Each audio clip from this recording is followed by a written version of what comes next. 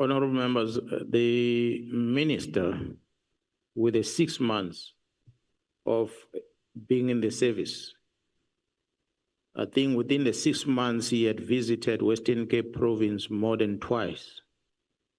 And in that 6 months, he had visited Eastern Cape more than twice. I'm not sure about the other provinces, but he had never visited KZN in that whole 6 months on an official visit as a minister to engage with the management of KZN, to understand policing in KZN. To date, I don't even think the Minister of Police knows about all the units that exist in the police. This is a monster of a department, almost 200,000 personnel strong, stretched in the length and breadth of this country. You therefore cannot just make a decision about something that doesn't add value. You have not seen the performance plans, you have not seen the performance reports, you don't have anything to justify the action. You can come and say, it is Mary DeHaas that informed me. It's a criminal, a police officer, ex-police officer in prison that told me. You can say it's messages that has disappeared, ghost messages that are no longer there to prove, that inform me. They can use any justification that he wants to make the minister, but the reality is he knows consciously deep down in his heart that to date, I don't think the minister knows even 30% of what the police does, because he has never gone to that extent to understand. If you ask him, what does doc unit do? What unit exists? What type of specialization in doc unit? He won't tell you, because he's never taken time to understand the SAPS, and yet he makes such operational decisions. It's wrong. And your concern is that there were serious allegations against General Sibiya, even when he was actually still with the city of Johannesburg. And your concern was that the minister did not do due diligence in ensuring that those allegations were investigated before General Sibiya actually was accepted back into the SAPS fold and also given a critically important, role within the senior management structure of SAPS. Would you say that was it an oversight on the part of the minister, or it was part of a plan that Sibiya should not be vetted, and that Sibiya should actually literally walk into the job in the upper echelons of the South African police and responsible for that critical division? Honorable members, when I made a presentation before Madlanga, which most of the information is attached here on my submission before the ad hoc committee as a reference, I indicated that when we do investigations, at times we are triggered by something. The letter of the minister to disestablish the team in December 31 of December 2024, it made us to ask questions as to the why part. We needed to ask that question, why? And so as a police officer, you then go back and you start investigating.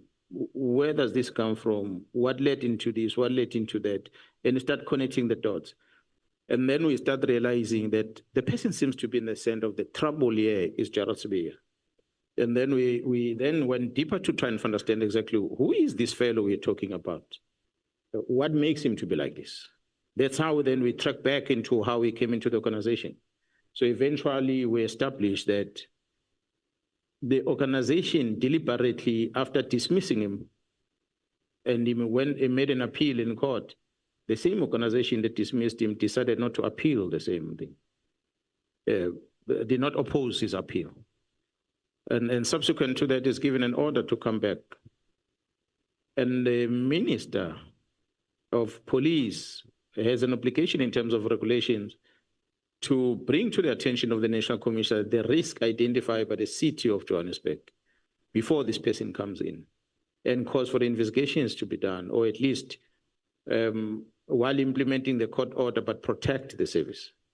But it seems like that was not done because the man was appointed directly at the organized crime office in Pretoria. And subsequent to that, a year later, the man gets a promotion. So what justifies a promotion? What is that exceptional that the organization have dismissed him on? He comes back in less than a year, is promoted. Definitely, he must be a top-class employee. In his arrival, the first year, that justify him to be elevated into a position. But again, the National Commission will explain that because he's the one who did that. I didn't appoint him. But these are the things that we started establishing as we're investigating his role in this whole chaos that we're busy with. And that led us into knowing and finding the letters, complaints from the city of Johannesburg, amongst others. And when we see all the correspondences that even the city, the mayor had approached the state security who cleared him of not having done wrong. And when we hear that in the police, the same thing happened, they approached the state security and cleared him for having done wrong. So the question is, was it the clearing of him a legitimate thing to do, or someone assisted in covering up? We know that some of the people that seems to be involved know for a fact that the person who's closer to the friend of Sibiya, which is Paul O'Sullivan, is Mr. McBride. And Mr. McBride is at state security currently.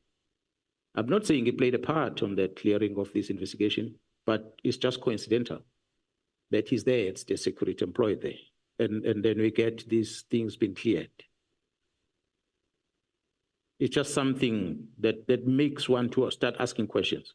And as we are connecting these dots to try and establish why this, why that, why this. But yeah, well, he's in the organization, he's employed. He's an employee currently. Thank you. You, in response to one of the questions here asked in relation to General Sibiya, you actually said that General Sibiya is actually communicating with deputy ministers more than the National Commissioner. So would you actually elaborate on the nature of their communication? Honorable Chair and members, I'm not so sure SC. I think I did send that communication to the SC RNC, that communication WhatsApp. Do you have it? Remember the communication that I said that General Sibiya was sending to the Deputy Minister? The juniors are not here.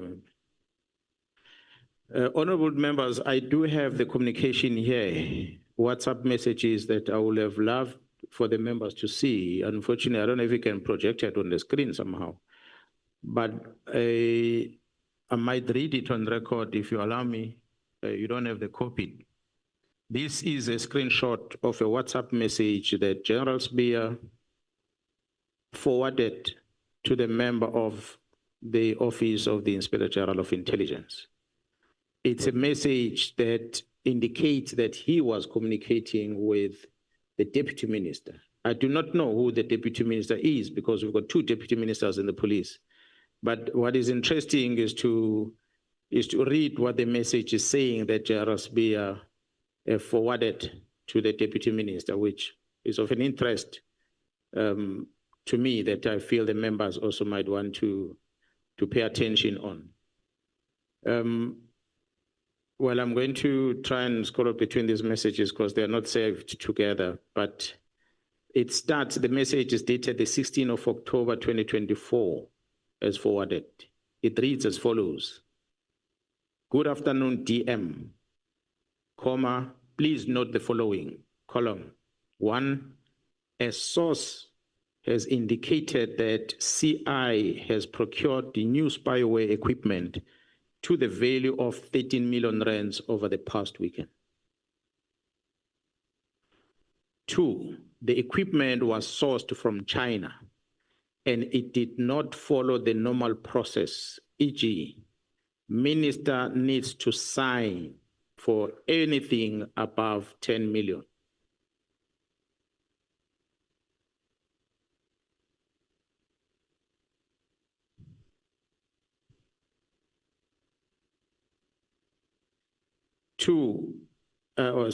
Three, furthermore, it was reported that this equipment was obtained on the instruction of former Minister Bheki.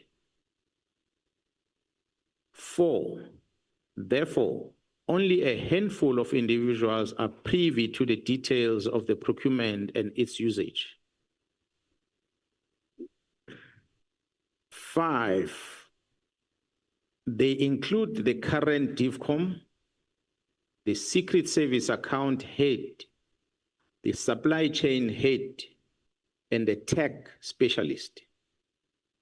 6, it is believed that the usage of the said equipment will be for political purposes, targeting ANC leadership.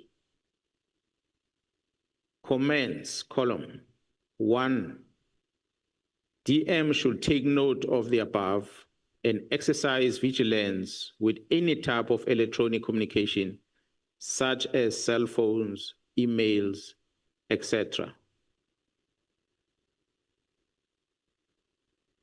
2, Comrade Matebula has also been briefed. And comrade in this is abbreviated as the DM is abbreviated, is written CDE. So we're trying to establish who is Comrade Matebula that the police officer has briefed. And he's telling the deputy minister this on WhatsApp.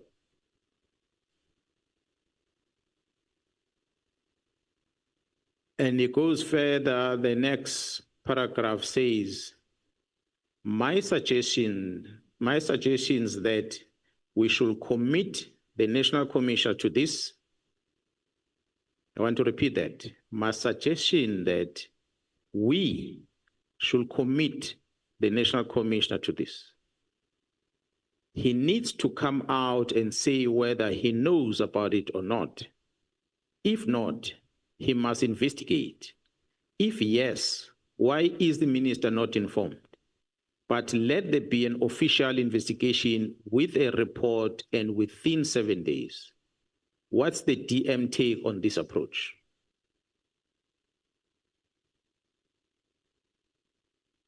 And the next message, this is worrisome, DM.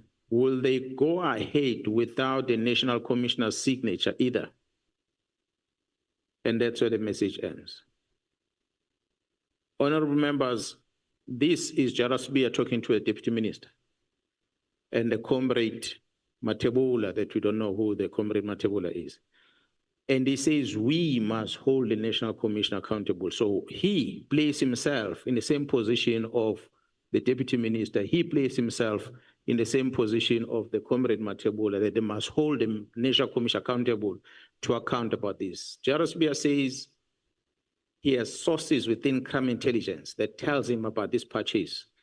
If is the responsible person in charge, as it is per structure, responsible for crime intelligence, he will have called the divisional commissioner to come and account to him and tell him about this.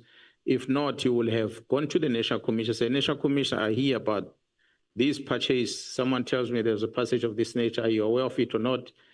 If he felt that maybe something is amiss, he will have approached the oversight structures, Inspector General of Intelligence to report this if need be, and so is the Parliament.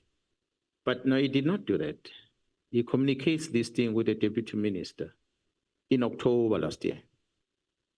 So, honorable members, this is a sign. Well, hence I was saying earlier, when the honorable member asked me earlier, Malema, about the ownership of the letter, where I said, yes, the minister must own the letter, it's his letter, it's his signature, it's his letter, but there's a compiler that I believe is behind the scene. If we don't deal with the minister, we haven't fixed the problem. We need to find the root cause of the problem. Is this person who signs messages like this, General Sibiya? So he has elevated himself to be in the level of the executive authority, in that the National Commission must be managed by him through the deputy ministers. It is evidence that I received because, I don't know, he was stupid or he was sourcing some collaboration. He forwarded these things to the Inspector General of Intelligence Office. It's an official from Inspector General that shared them with me. She can come here and say, yes, I received this thing from Sibiya, because her response was very interesting. And she ended there on her response. There are bad things happening in our organization. There are few individuals involved. Who then takes this information and goes and share with General Sibiya within crime intelligence? It can only be the members from crime intelligence that says that. And General Kumalo must come and talk to you yourselves about who this person from crime intelligence that is so bad. But I have no doubt when Mkhwanazi says Khan will feed you information, I've got no reason not to believe that Khan is a main source. I just don't have any reason to believe otherwise. Mkhwanazi said that when he sent me the WhatsApp. So that's why I'm not surprised that Sibiya can do this. So that's why I still strongly believe that the compiler of the letter to disestablish this team is not done by the minister. Probably the same person you're talking about is the one behind the letter. But I'll end it there on my response.